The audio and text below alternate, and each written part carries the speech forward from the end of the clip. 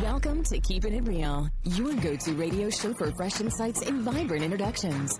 Get ready to dive into a world where we offer you the latest in real estate wisdom and the juiciest community tidbits. From expert advice courtesy of top realtors to opportunities to give back through local charities, we've got you covered. Plus, we'll shine a spotlight on the young athletes driving our local sports scene and uncover the buzzworthy happenings both in town and beyond. Stay tuned for a jam-packed hour of enlightenment and entertainment right here on Keepin' It Real.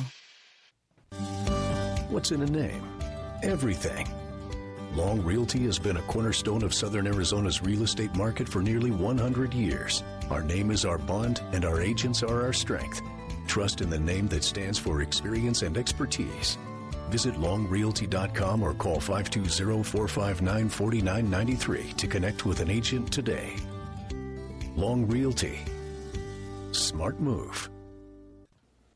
All right, good morning, good Saturday morning to you. This is Dion Ethell, and I am the host of Keepin' It Real. This is Keepin' It Real, brought to you by the Sherry Ethell Team at Long Realty Studios. Now, I have a whole host of people in my studio today, probably one of the larger crowds here today, because we have the Salvation Army in the house. And so this is going to be a little different deal. We're going to actually introduce everybody who's in the room. And we'll kind of go around and introduce everybody and get to know them, because I think it's important. You know, we always talk about this on the radio. We always talk about it's important to get to know the story behind the wonderful people who work in these organizations. And so we'll start off with that. Who wants to start? I'll let you guys decide. So I guess you get to be the lucky one. Maybe introduce yourself and what your role is in the organization, and then just tell me a little bit about you. How long have you been here and that kind of thing? Okay. I'm Captain Kristy Church, and I have been in Sierra Vista about 6 months. Okay, so brand new. Yes, pretty new. I call Tucson my home, so we moved to Tucson in 92, and I graduated elementary, middle, high school, and then a little bit of college, and then I moved away.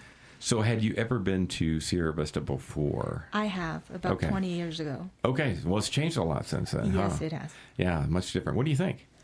I love it. Yeah? Yes. Yeah, you like it? We enjoy the weather. At first they said that it was going to be a lot colder. It's not too bad. No, it's just a few degrees usually difference. Mm-hmm. Maybe if we're lucky, we might get 10 degrees out of it, but usually it's pretty close.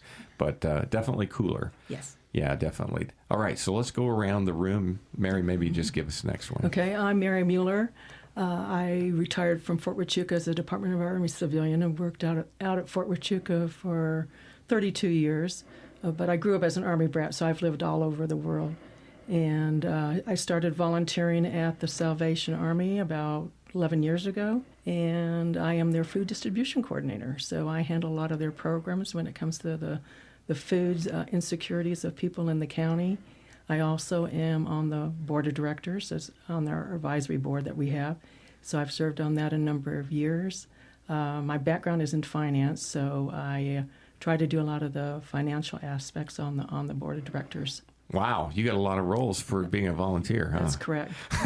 plus I have a hat for many other things of our programs and projects that we do too. Well, that's amazing that somebody who is in your position, who's got a little bit more free time to be able to jump in and help out, that does so much for an organization, any organization, especially one that's charitable as this one. Well, thank you for that, and thank you for your service.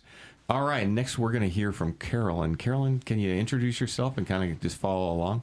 Yes, my name is Carolyn Brown, and I actually moved to Sierra Vista in 1969. So, wow, you might be one of the earliest ones we've had on the show. I've seen a lot of changes over the years, definitely. Yeah. So, I started volunteering with Salvation Army when they first moved here in 1992. On a part-time basis then, but for the past 10, 15 years, it's been more just about every day. So wow, it's something I really enjoyed, and it's my pleasure. Well, you must enjoy it for having done it so long, so many decades. That's amazing work. Now, what brought you to Sierra Vista back then? My husband was on Fort Huachuca. Okay, like many do, Right, and right, you know, and then you just chose to stay after that. Yes, well, yes, I worked for First National Bank, First Interstate Bank, and Wells Fargo, and I retired from Wells Fargo. Oh, very good, very good. And what do you think of the changes here? I mean, it must be. You've seen it all. You've seen a lot of it. Yeah, I have, and it's, most of it for the good. Some things you don't like, but and I think we've kept it still a small community that we have. It is interesting. We're really nearing the 50,000 mark here, and we're still yet small enough that people still know your name, and you still get that feeling of like you'll bump into somebody who you've seen in the grocery store, and so it's still that kind of place, which kind of makes it special. Not as much as it used to be because it's grown so much. So I used to know every street in town, but now I am a realtor, and I'm still finding streets, so it's crazy, But no, that's awesome. That's awesome. Well, thank you again for all that you do, and continue to give. So thank you very much. Thank you. Appreciate it. Okay, and last but not least, we'll go to Brent. Major Brent Church. My wife and I are the administrators here in Sierra Vista. Like she said, we've been here just over 6 months. We transferred from Tucson. We were there for 4 years. I've been in the Salvation Army my entire life. I'm a 6th-generation Salvation Army pastor. Yeah, we talked about that a little bit before the show. That's pretty incredible. 6 generations. Yeah. Wow. So how far does that go back to? Early what? It goes back to closer to the beginning of the Salvation Army, 1865. Wow. Probably not to the right at the beginning. But my family has been on my dad's side has been involved. Yeah, when it started in England and all that. Oh wow! Even back there, not even here. Yeah. Wow. Because they came to the States in 1880 in Pennsylvania. Wow, so, Pennsylvania, my wife's home state. Yeah. So very cool. Wow, that's crazy. And 6th generation, you must be like the poster child for the organization. There's some other people that are 7th and 8th generation. No kidding. Yeah. So it's quite amazing. I got to ask you, what brought you to this? Does it just seem so familiar, or is it a feeling of legacy? What kept you into it, and kept that generational thing going? Well, I always knew I wanted to be a preacher, a pastor, but I didn't know I wanted to do it with the Salvation Army. Most Salvation Army kids, they usually tend to fall away from the church or from the organization because their parents are so entrenched into what they do. Right, they want something different. Well, they always want something different. So when I was growing up, I knew I wanted to do it, but I kind of ran away from it. I was going to go to culinary school just outside of Portland at the Cordon Bleu, but things didn't quite work out the way they were supposed to. The apartment I was supposed to have burnt down. Oh, gosh. And so it was really hard to find housing, so my dad's like, just come home. Yeah. And so moved back to Salinas, California, and probably within a year, I started my paperwork for Salvation Army, and I kind of procrastinated for a couple of years after that. Yeah. Because I still wanted to be a young adult and not be responsible. Don't we all? Yeah. And so it finally kind of came to a culmination where my parents moved to Glendale, Arizona, and I didn't want to move with them, and I didn't want to stay where I was, so I spent a year at another Salvation Army in Central California before I went to the training school. Well, we'll definitely come back to that because I'd like to ask you a couple of questions about it. But who would like to tell me, before we take a break, who would like to tell me, for those people who are listening and they're like, I don't really know what Salvation Army is or does, and now you've already tipped your hat a little bit talking about a ministry. And this is something I didn't fully understand either until we talked. And so maybe you could help the listeners today understand, what is the Salvation Army? What's its purpose and mission? It's the Salvation Army in a whole is to serve suffering humanity. Serve the people, the communities that we're in, and to make sure that we are taking care of the people that we're entrusted with. And I will say that the Sierra Vista Salvation Army is an oddity within the Salvation Army. Really? Because we are predominantly I would say probably 95% volunteer run. Oh. And so the volunteers that come in are people from the community. They serve in food distributions without any hesitation. We have people that show up at 3 o'clock in the morning on food distribution days just to make sure things are set right, to make sure things are good to go. And we have people that come in, they cook every single month. And it's like clockwork. They're there at 8:30, 9 o'clock in the morning to make sure they're cooking for 120 to 150 people. And sometimes the numbers are even higher than that. And so they make sure that they're cooking for people. We have people that man the front desk. And it's absolutely amazing. And these are all volunteers. Yeah, they're all volunteers. We only have 4 part-time staff at our building. And we couldn't do what we do without the volunteers. And Carolyn, you've been around for a long time, so has it always been like that in this community? Have you seen volunteerism always being a really big part of who we are and our identity? Are you talking about with the Salvation Army? Just with all the whole town as a whole, I would say. The whole town's amazing in how they come together and help each other. Yes. We've been doing this show for a couple of years now, and we've met a lot of different organizations and a lot of people within those organizations. And it just seems like that is a really huge thing, probably more than any place I've ever lived in. I moved around the country. I was federal law enforcement retired, and so I moved a lot and got to see different communities.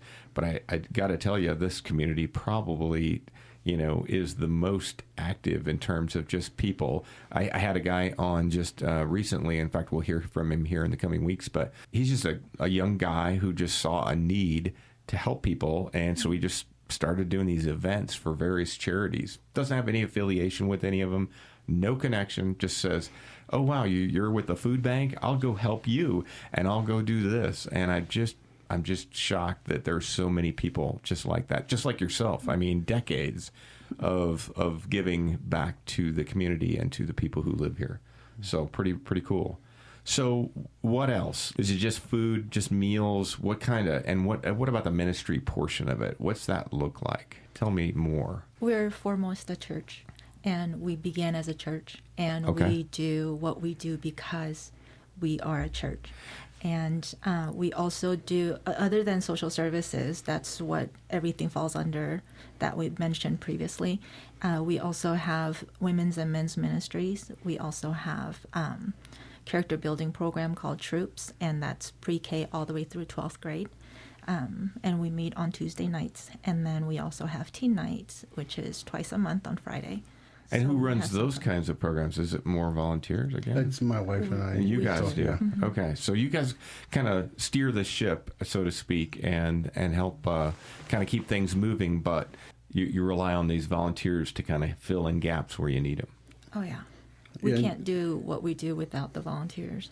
Some of them, the 4 employees that we have are part-time employees. Yeah. But some of our volunteers, like you're looking at them right now, they do 8-hour shifts sometimes, a lot of times. So if you really look at the value of their time and talent, it's amazing what we have. Wow. Mm-hmm. Well, that's probably a good place for a break. I know, we've got lots more questions for you, a lot more to kind of drill down into, but let's take a quick break. We'll be right back. This is the Sherry Ethell Team at Long Realty Studios. Keepin' It Real. In a town with heart and history, the Sherry Ethell Team is the key. Serving service that we agree for military law and retirees. Stress-free process you will see.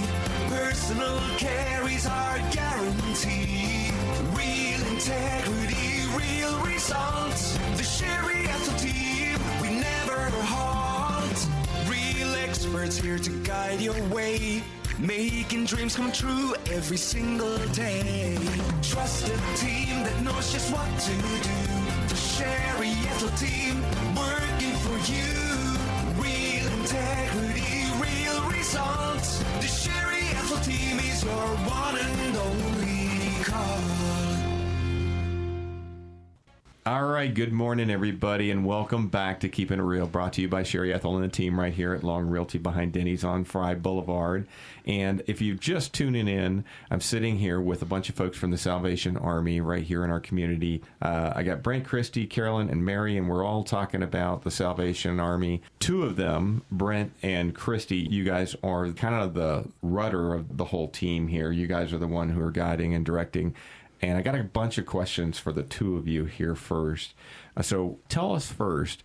So I know I always see this, and I see the captain or the major, and you're a major, right, Brent? Mm-hmm. And you're a captain. And who gives you those, I guess, designations? And do you move up in the organization as time goes on, or how's that work? The designation of captain or major lieutenant is significant of how many years you've served. Okay. So I just completed 15 years this past June of being an officer. So your first 5 years you're a lieutenant, then year 5 to 15 you're a captain, and 15 on you're a major. Most people retire as a major. Okay. Yeah, and so then the higher up you go in different positions, you become lieutenant colonel, commissioner, general, and that's wow. Yeah, and so I got to ask so. How did that come about? If it's kind of a church-related organization, how did that? Because it seems a little different. Is that just for the organization's hierarchy and getting things done, or what's that? Well, the Salvation Army first started off as the Christian mission. Okay. And from 1865 to 1878, so for 13 years, the Salvation Army was known as the Christian mission. Okay. And so then William Booth, the founder, and one of his soldiers, or church members, decided, we're God's army, so we need to change things. So they changed to the Salvation Army. And so from there on out, it was soldiers. So members of the church are soldiers. Gotcha. And so we truly are an army. Okay. Now that makes sense. And I assume there must be some connections there, with the name, but that's great to hear that and get to understand it. Now, tell me a little bit. Maybe we'll switch over, Kristy. Tell me a little bit about just the ministry piece of it. First of all, like I said, we are a church, so we have church services on Sundays. Okay. Every Sunday? Every Sunday. Okay. Yes. And we have Bible study at 9 a.m. and then worship service at 10 a.m. And who are those open to? Anybody. So anybody from the community can come to this? Yes. Oh. Anybody can come to our church. Okay. And the programs that we provide, they don't have to be part of our church to participate. So those are also open to the community as well. Some of our teens, obviously, they do come to our church, but in the beginning, because they moved here about the same time as we did. So we were all just new, and they happened to come to one of our backpack distributions. We talked about the programs and the church service, and they came to church. So, and just to highlight, it doesn't matter a person's background, where they are in their lives, what they're doing. Yeah. We welcome people with open arms across the board. In social services, with our feedings, with our distributions within church, everything is for everyone. Okay. And there's no questions asked. So I got to ask now, you see different faces. And why is that? Why do you move around? And how does that happen? Well, it all starts in January about this time. They have a thing called the Moves Conference. There used to be a kind of a myth. It used to be a dartboard. They have your name on a dart and you throw it, and that's where you'd move. But that's all been debunked, and but who knows? But it all stems. One move creates three moves within the Salvation Army. So if one person moves, it creates three. And so about May every year, moves are finalized. And we have 9 divisions within the Western United States. There's 4 territories within the United States. In the Western United States, the 9 divisions, they all come together 2 or 3 times, and they have what they call a moves conference with all the upper echelon of the leaders, the colonels and the majors, and people who are in charge of these divisions. It's kind of like trading cards. Like I'll give you Brent and Kristy for these 2, because we know that their abilities and their strengths will suit what you need. Right. And so they have a lot of time, prayer, and patience to try to figure out, because I wouldn't want to do that. Try to move someone's life and uproot them to somewhere else where we think that they're going to do a good job. Yeah. Well, I imagine, too, I imagine different communities need different things at different times, right? As you, like, Carolyn put it, this community has changed a lot over the years and everything, and as it changes and evolves, maybe so do the needs of the community, and so maybe that helps kind of organize thoughts to what the area might need. I got to ask personally, and maybe flipping over to you, Kristy, if you were moving every few years, even if it's every 5 years, that's a lot on a person. How do you cope with that? I personally think God has been in my life and guiding my steps for a very long time. Because, like Mary said, I'm an Air Force brat. I'm used to moving. So that's been a blessing. And obviously, we have to uproot our families. And kids know that they are part of our ministry. So they know when we do tell them we're moving, there's a little bit of a hesitancy, obviously, because they have friends, in the area that we live in, but at the same time, thankfully with the technology, they can still keep in touch. So it's been more embraced, I guess. How old are your children? We have a 21-year-old, 19-year-old, 13-year-old, and almost 11-year-old. You guys don't look older enough to have that older kid. Thank you. So, but that's great. So, so they've been moving around with you since the beginning. Yes. Yeah. Wow. We moved to Tucson as a family of 6, and then from there it went to family of 5, and then just this year, our second oldest moved in with my parents in Tucson. So now it's family of 4.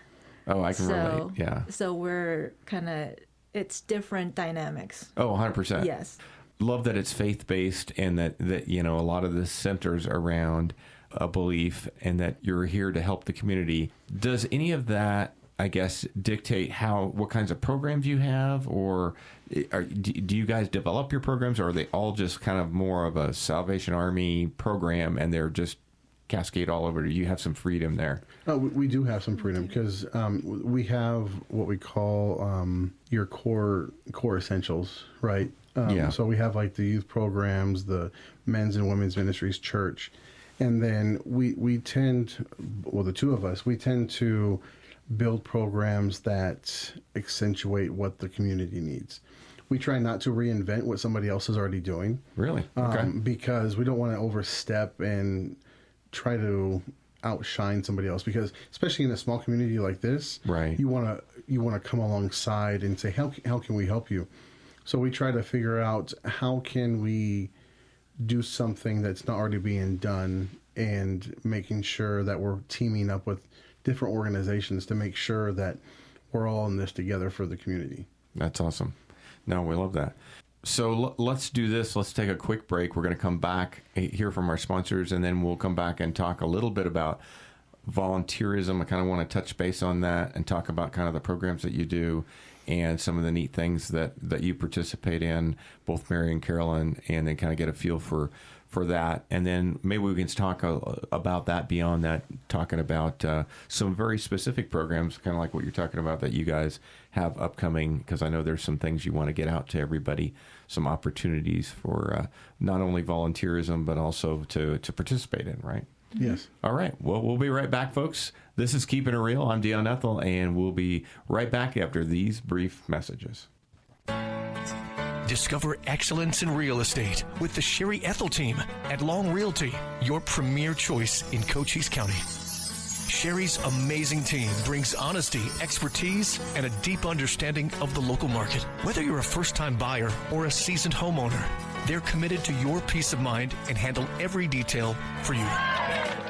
Their approach? Personalized service, above and beyond transactional real estate, building lifelong relationships, nationwide connections, local expertise. There's a reason this team is amongst the top realtors in Arizona and across the nation. You owe it to yourself to call or visit the Sherry Ethell Team, the top team at Long Realty, behind Denny's on Fry Boulevard in Sierra Vista. Call or text 717-599-2439 or Google us for more info. Real integrity, real results. Welcome back to Keepin' It Real. This is the Sherry Ethell Team at Long Realty Studios, right behind Denny's on Fry Boulevard. And today we're talking about Salvation Army, all the things that they do in our community, and probably a lot of things you didn't know. And so kind of before the break, if we were talking about what it is, and we talked about the fact that it's kind of centered on faith and around a ministry, and there's so many different facets to the organization, and one of the facets we want to talk about is volunteerism. I've got two great volunteers who've been with the program a long time, who dedicate a lot of their time really to this effort.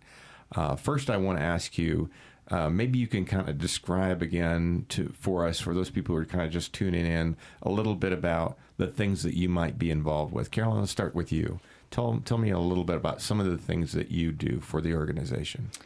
Okay. My main interest, or what I do, is we have a feeding program that we have lunches Monday through Fridays. And it's open to everybody. So anybody can come in? Anybody can come. They don't have to show ID or anything.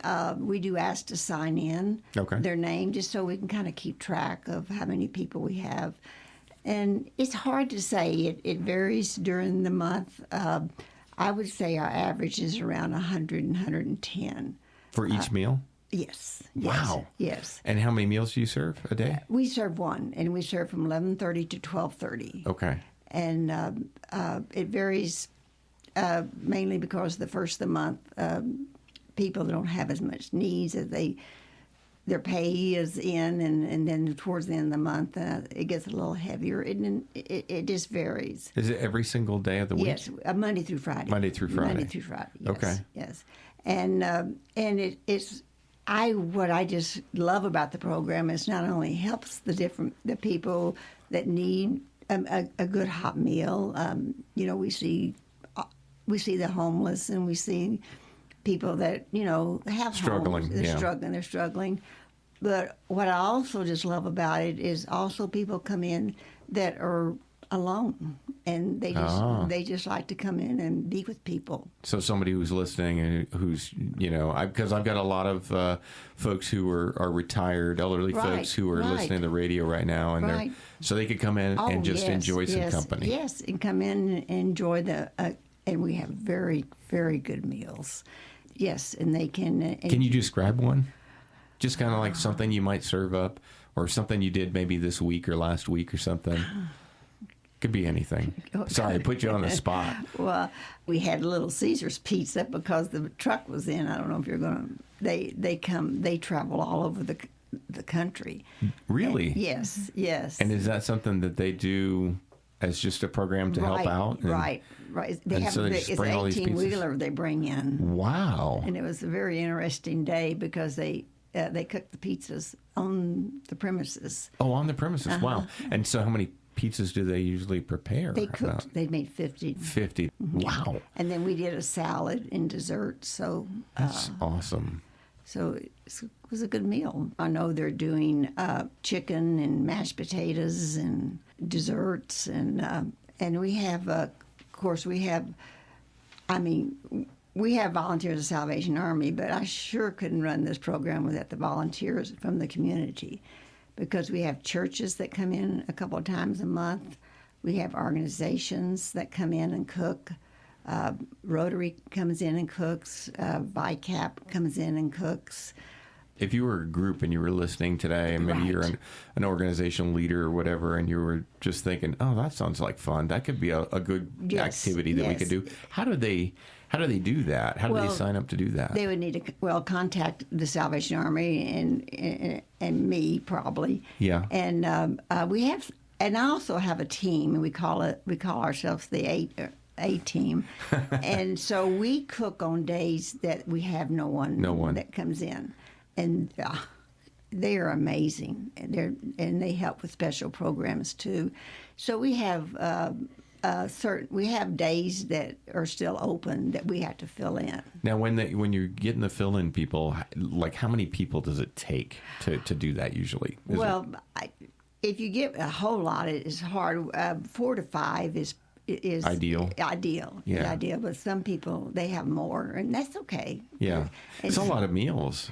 It is. So they plan it, they cook it, they purchase it also. Oh, they bring in the food too. Yes, for 100 people. Right, or more. Yes. Wow, that must be kind of expensive. What's that average cost?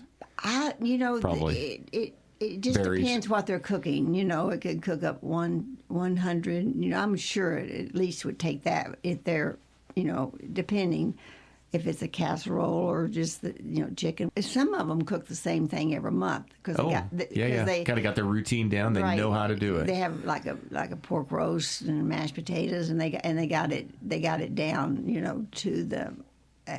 Exactly. That's crazy. Wow. So and that's okay. That's good. And they're just an amazing group of people. That's awesome. And they've been, and we've had some of them that's been cooking. We were in our old building, in that little building that we were in, and they were cooking there, and they're still with us. Wow. That's awesome. It's awesome to hear that people just keep going and give so much. Right.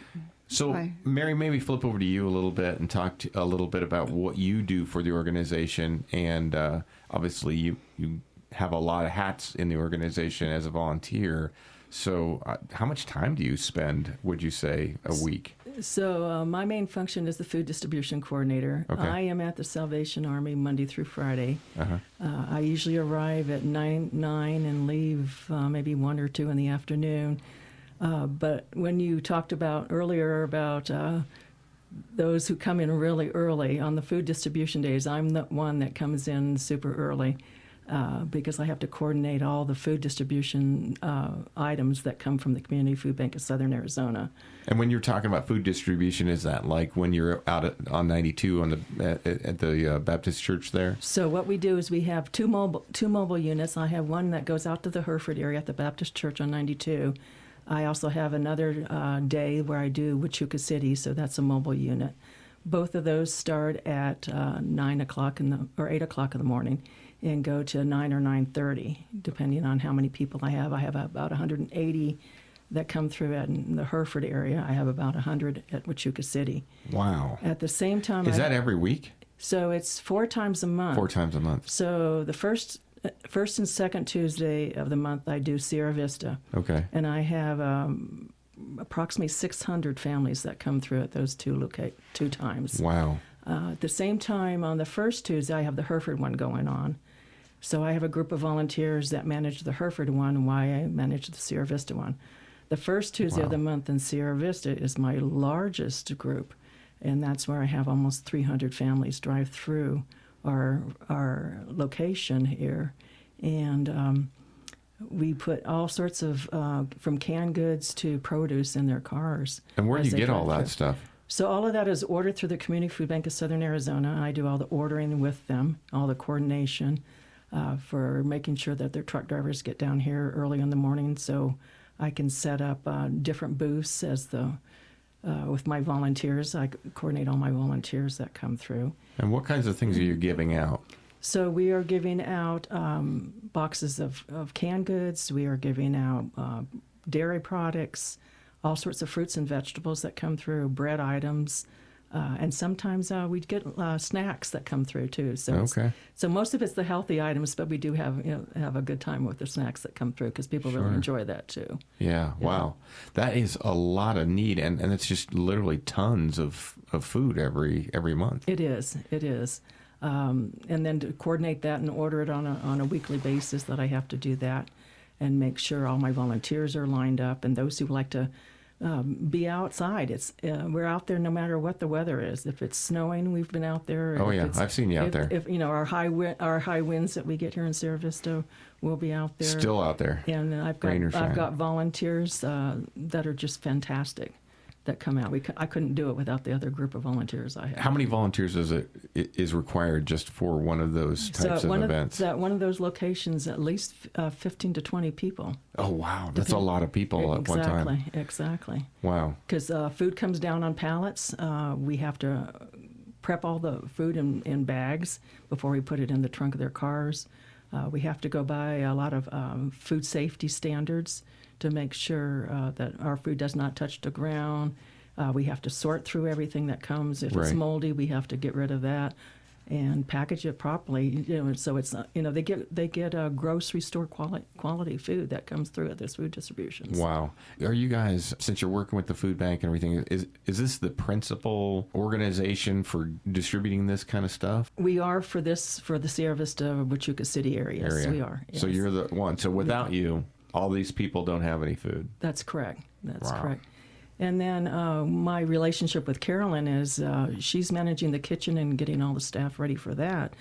So I'm the one who's managing the inside of the cafeteria and making sure when we get gleamings of food from all the grocery stores in town, which we do on Tuesdays or Thursdays and Fridays, and then on Monday, Tuesday, and Wednesday we go and pick up food from the grocery stores. And other restaurants in town, and make sure we get that food in, and that's all properly placed out in our refrigerators and freezers. Or what we do also for our lunch program, we have a gleaming table where we've sorted through all the food there, and so people after they eat their lunch can also take food home, so they can have money. They can have food for their dinners. Wow, that's awesome. Yeah. And then so. You mentioned that restaurants and other businesses are contributing to this effort as well. How does that, is that stuff you guys are chasing down, or they're coming to you with offerings, or how does that work? It's been a combination of both. Yeah. We're very fortunate with some of our restaurants in town with their excess food that they package it for us and we go and pick it up. Wow. So that's awesome. That's fantastic. We have volunteers who go to our grocery stores and pick that food up and bring it back. Sierra Vista is just a very giving community. We have there are some national programs that some of our fast food groups are involved in that, and so they've come to us and we've contracted with them to get things from the fast foods. Wow. Yeah. Wow. What an operation. I mean, incredibly large for the area and everything. Extremely, that's a lot to do. And then what history I gather from what we do in Sierra Vista, I have contacts who run food pantries out in Wilcox and Douglas and Benson, and tell them, hey, these are certain grocery stores that will help you. Please get a hold of them. These are certain fast food places. Get a hold of them. And so my outreach is for the whole county a lot of times too. Gotten others in Wilcox and Benson and Douglas to participate with them too, so they can help with their food banks. Wow, that's incredible. Incredible work. Just a lot. Well, let's take a quick break. When we come back, we're going to talk about events, and we'll tell you what's coming up. And I know there's a lot here. We just have so much to talk about. So I want you to stay tuned. I'm sure we will have the Salvation Army back to talk more in depth about each one of these kinds of things, because it's so deep. I mean, we could probably have a conversation, I think, about any one of these programs and probably spend the whole hour just talking about it and all the things that you must see. Pretty incredible work that's being done. So, folks, we'll be right back. This is Dion Ethell with the Keepin' It Real radio show, brought to you by Sherry Ethell and the team right here at Long Realty Studios. We'll be right back. We're the real wayfinders, the trailblazers, the go-getters. In a town where the desert wakes before dawn, we don't just talk, we make things happen. And when we speak, it's real, it's genuine, and it's worth hearing. Tune in every Saturday morning at 7 a.m. on Cool 104.1 FM. And join the Sherry Ethell Team for Keepin' It Real, where top realtors, local heroes, and the heartbeat of our community come together. Raw, authentic conversations, expert market insights, and the best local events you can't afford to miss. Keepin' It Real, celebrating our community. Bold, genuine, one of a kind.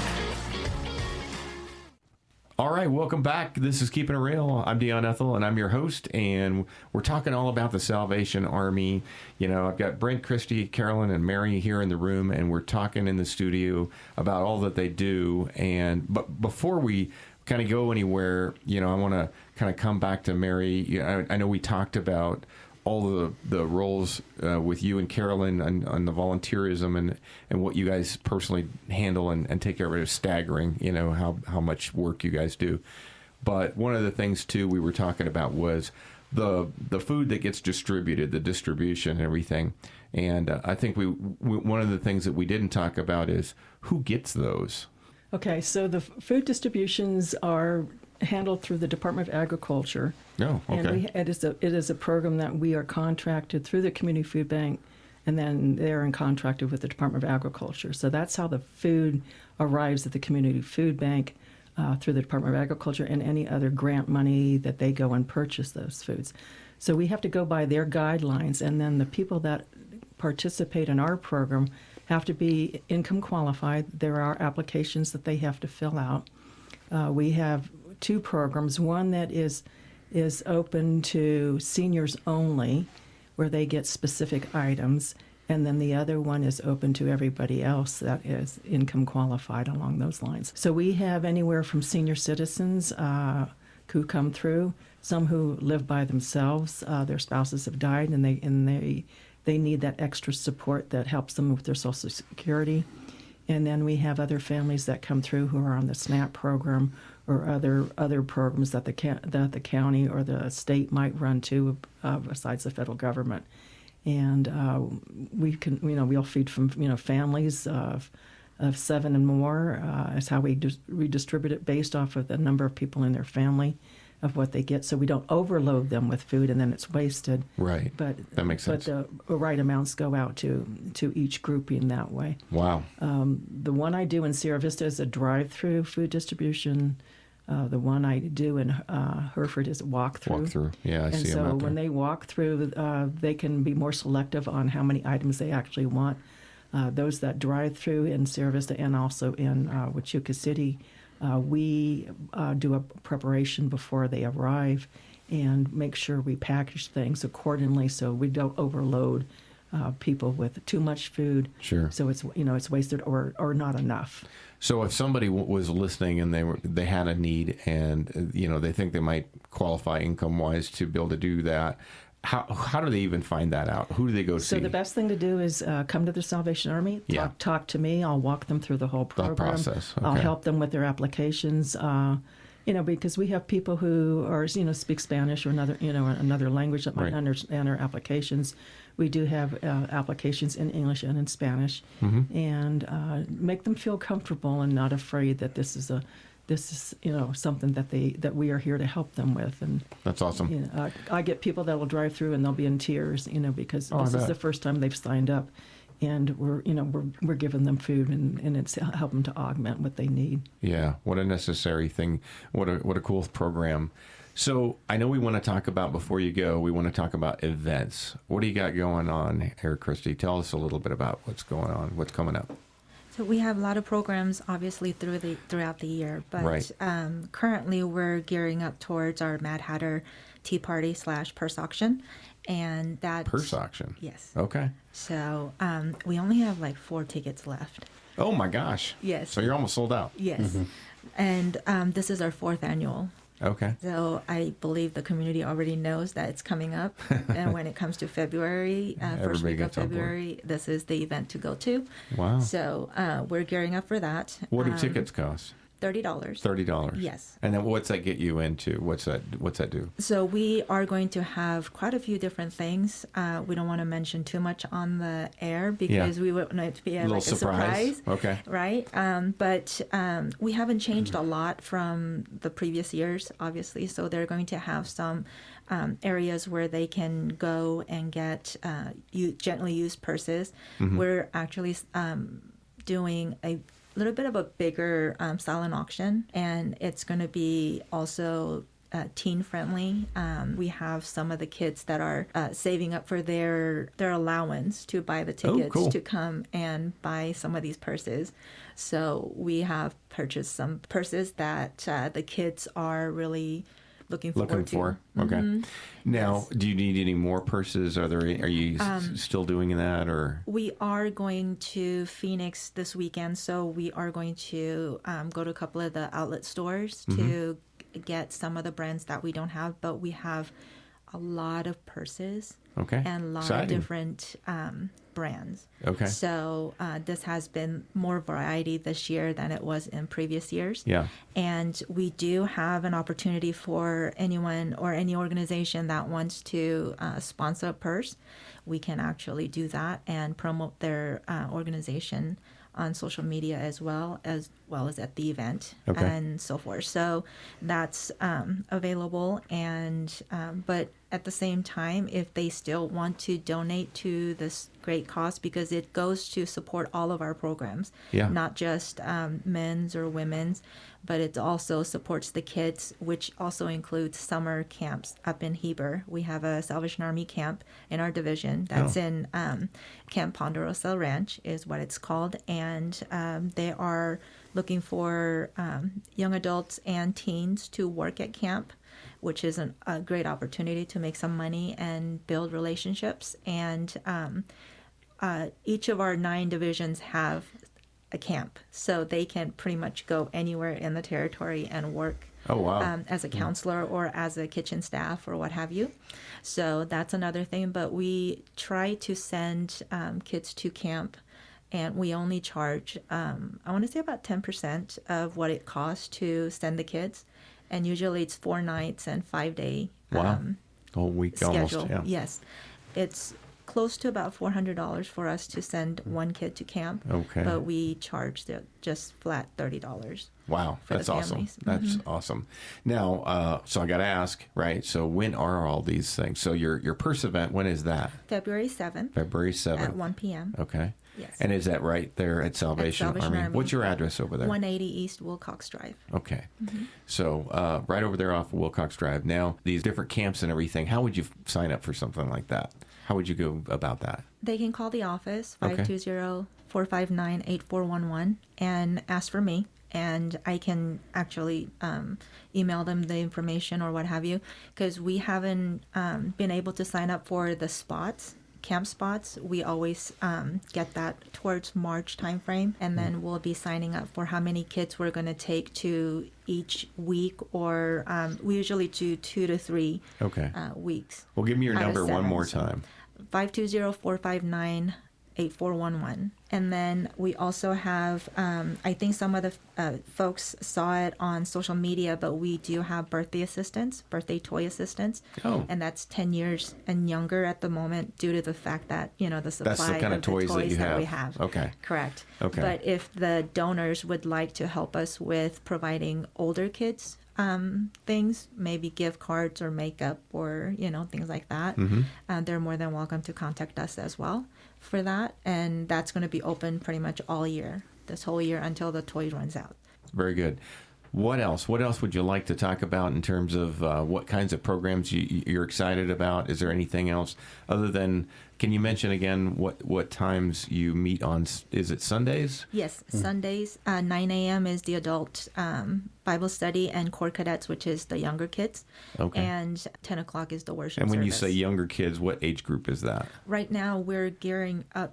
Not necessarily younger kids, I shouldn't say. Teens. Teens. Yes, okay. It's a leadership track. So we do what we call Core Cadets, and this is a discipleship program. And if they do 5 years of that and they're part of our church, they actually get scholarships to go to school. Oh wow, that's awesome! Wow, that's incredible. So what else, Brent? What are we missing here? Well, I'll go back to camp. It's a week that will change the kids' life, but it will also give a week of peace and quiet to the parents. A little bit of positive for everybody, right? Little cell camp for everyone. You still miss them, but it's kind of nice. It goes too fast. Yeah, it does. And we actually provide the transportation, so they just have to bring the kids to the Salvation Army, and then we take them up, and then we go back to pick them up and bring them down. Oh, that's awesome. Another thing that we do promote is the program called Encore. It's a music competition within the Salvation Army.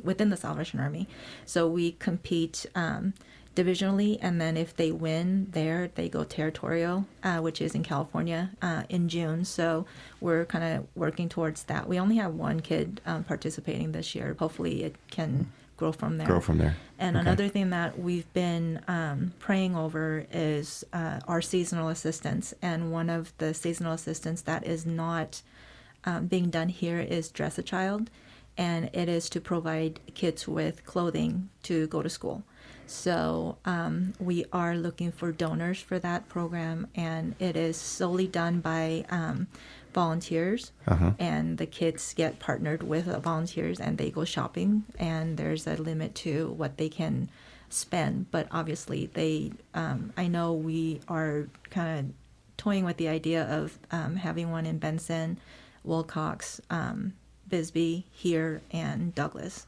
So, and to outfit a child, what would you be thinking about? I mean, have you thought about, okay, it's going to be $100, or it's going to be $200, or it's going to be $75? What we usually aim for $150 per child. Okay. Because nowadays you can't really get so much. Not so much. Yeah. Yes. So we do tough. that.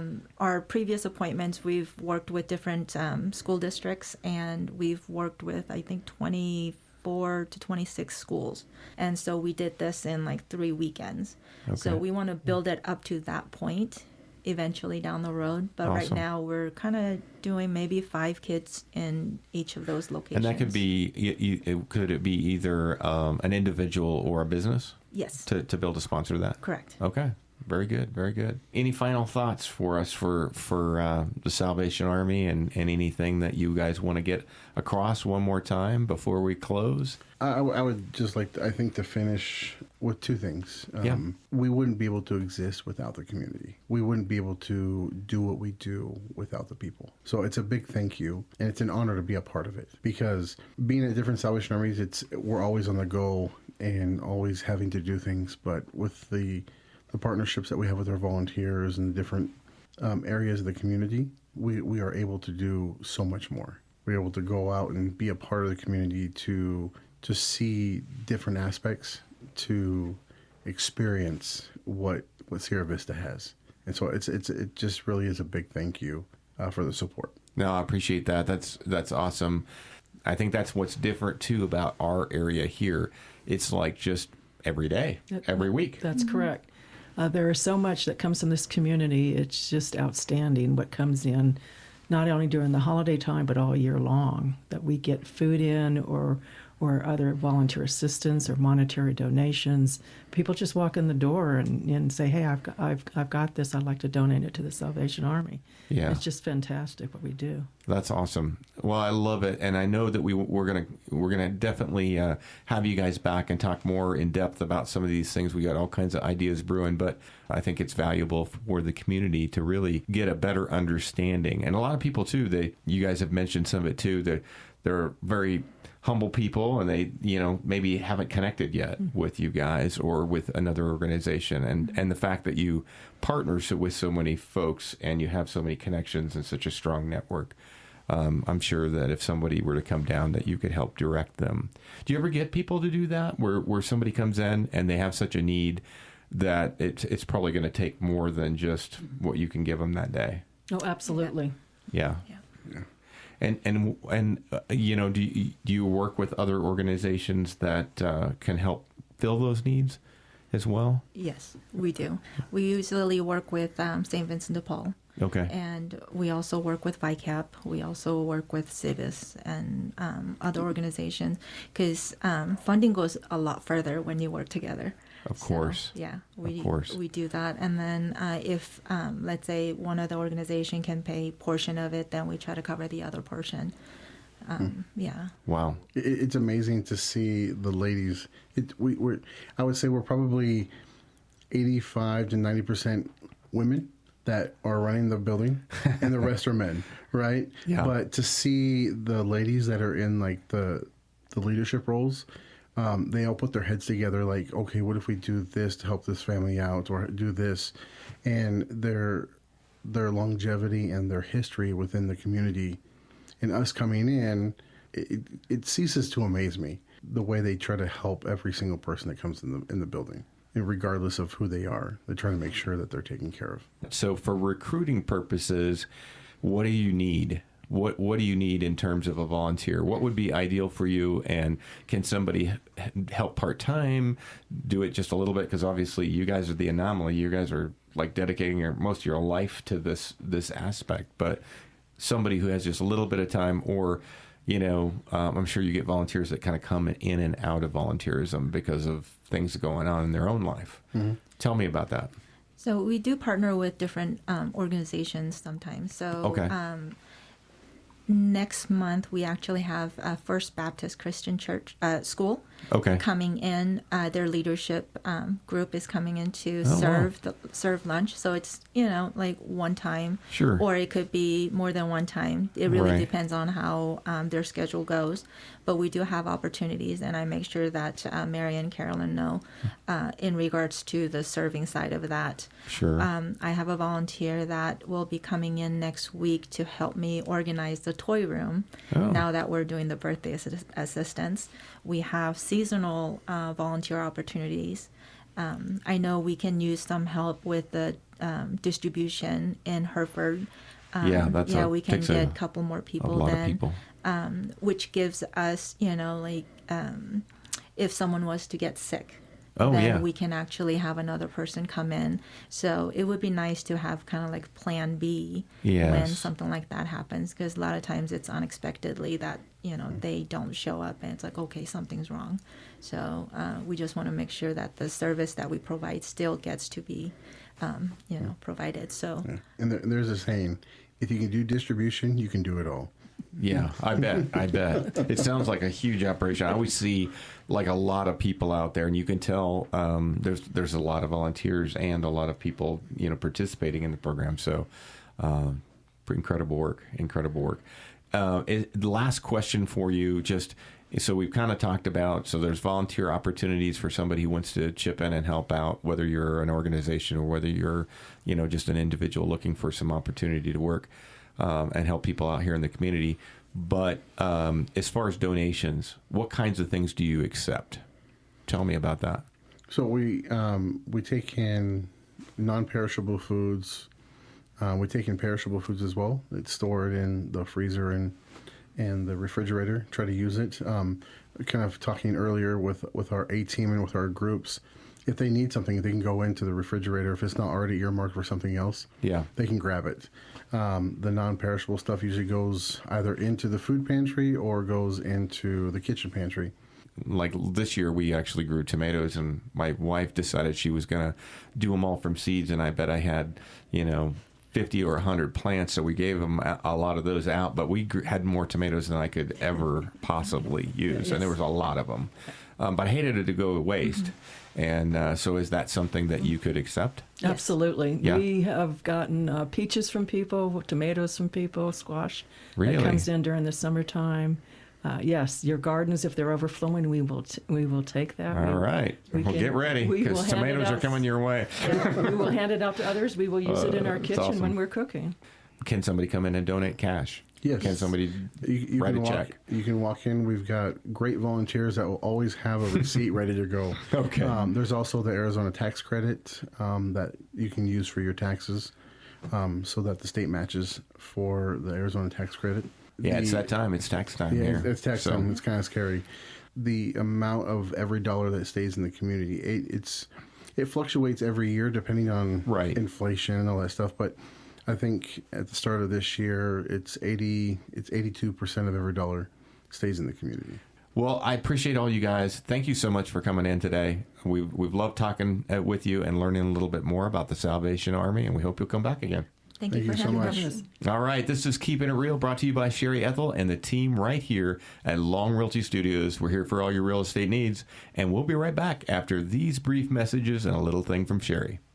That brings us to the end of another Keepin' It Real radio show, and we just want to say a big thank you for letting us be a small part of your weekend. Whether you're a longtime listener or just caught us for the first time today, we're so glad you're here. Got something you'd love us to talk about? Maybe a local story, a cool event, maybe a guest idea. Maybe you're related to or know someone who has an interesting story, profession, or past. We would love to hear from you, so drop it in our Keepin' It Real suggestion box at Long Realty. We're located just behind Denny's on Fry Boulevard. Or if it's easier, you can email me directly at sherry@sherryethelteam.com or call me or text me at 717-599-2439. This is your show, and it's all about our community, our connections, and the what's up of Cochise County, and as always, keeping things real.